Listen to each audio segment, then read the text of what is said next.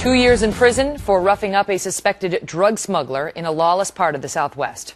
Border Patrol Agent Jesus Chito Diaz has been behind bars for 8 months now, isolated from his family and from the rest of the prison population, for that matter, held in solitary confinement. Diaz has yet to meet his new baby girl, all because he allegedly assaulted a Mexican teenager who was sneaking into the United States with 75 pounds of marijuana on his back. Diana Diaz is Agent Diaz's wife. She herself is a Border Patrol agent as well. Diana, thank you so much for being here with us. We appreciate it. This case is now catching national attention because while your husband was convicted of this act and no one's applauding this act, there is a question about, in fact, whether it occurred and whether the punishment fits the crime, 2 years in prison for what happened here. Do you believe the conclusion of the court, which was that your husband assaulted this teenager? No, I don't, Megan. Thank you, first of all, for having me here. And no, I do not agree with the court. Why not? Because I want to tell our viewers, and this is from the prosecutor's opening statement, which is not evidence. It's just what the prosecutor believes the evidence is going to show.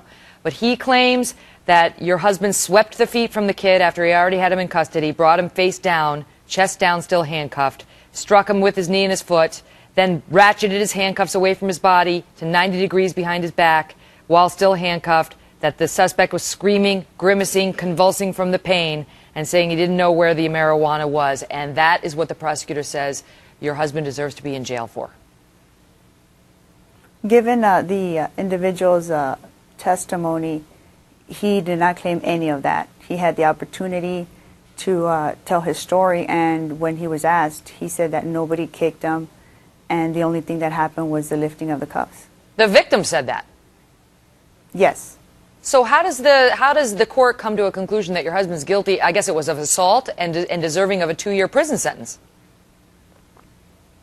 I don't know how they came to that conclusion, but given the individual's testimony, he never said that he was kicked. It was just the lifting of the cuffs, and I don't know how they based their decision. And this has gotten to the point now where Congressman Duncan Hunter has written a letter demanding to know why a 2-year prison term is appropriate. This is written to Eric Holder, the Attorney General, and going through the evidence, saying that even the Homeland Security's Office of the Inspector General and ICE cleared Agent Diaz of any wrongdoing, and yet he's sitting in a prison cell in solitary confinement for 2 years.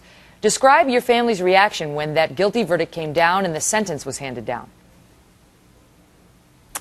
We were very astonished. We actually thought that he was going to get cleared because there was no way they could find him guilty when it's a common procedure to lift handcuffs when somebody is being uncooperative. His family was very set back. His kids don't know where he's at, so for them life is just continued. It's been difficult. It's been very difficult, but it hasn't been impossible. I have great friends, family to keep me going. But for him, it was very, very emotional. He didn't get to say goodbye. They just took him from the courtroom straight to the jail. I know that Agent Diaz has 6 other children at home, so it's not just your new baby. He's never seen her, but you have other children from whom he's been separated. And you know, my question to you as a fellow Border Patrol agent is, do you believe this kind of sentence, and I know it could have been harder, could have been harsher, but do you believe this sentence, harsh as it is, has a chilling effect on law enforcement in terms of their legitimate duties? I believe it does, because every officer uses handcuffs. Every officer is taught the same techniques. So now there's case law where it can be used against them. It can be used against a local officer, even the prison guards. Describe what it's like. I mean, for most of us who sit, you know, in a studio in my case, or in an office in many people's cases, describe what it's like when you're actually working the border, making arrests of somebody who is clearly a drug smuggler. You know, what goes through an officer's mind, and what kind of emotions you're feeling in those instances. I think the main thing is your adrenaline. You're driven by adrenaline and training. You always go back to your training. So everything is based on your training. Whatever you're trained to do, that's what you're going to do in the field. Your adrenaline is pumping, and you want to keep yourself safe as well as your fellow officers. Now, I understand that the agent who was closest to your husband in the course of this arrest that he was making said that he didn't do this and that these claims were being fabricated? Yes, there was an agent there that stated that he didn't see anything wrong with what my husband had done.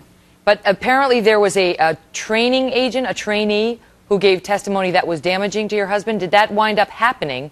And do you believe that person was responsible, essentially, for your husband's conviction? There was an individual, I don't remember if he was a trainee at the time still, but he was fairly new, and he did state that my husband was using extreme force on the individual, and I believe his testimony was damaging for my husband, and then it just resulted that he even testified he lied to the grand jury. The trainee testified that he lied to the grand jury?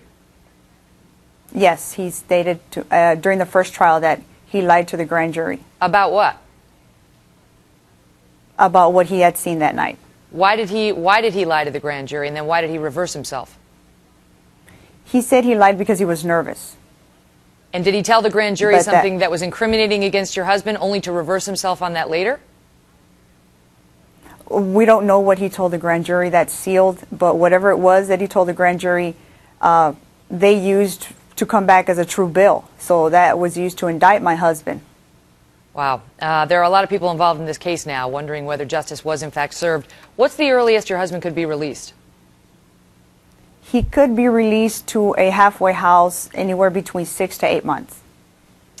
I'm sure it's tough on your family. There are a lot of eyes watching this case now, including, as I point out, members of Congress. We will see how it winds up. Deanna, all the best. Thank you for coming on.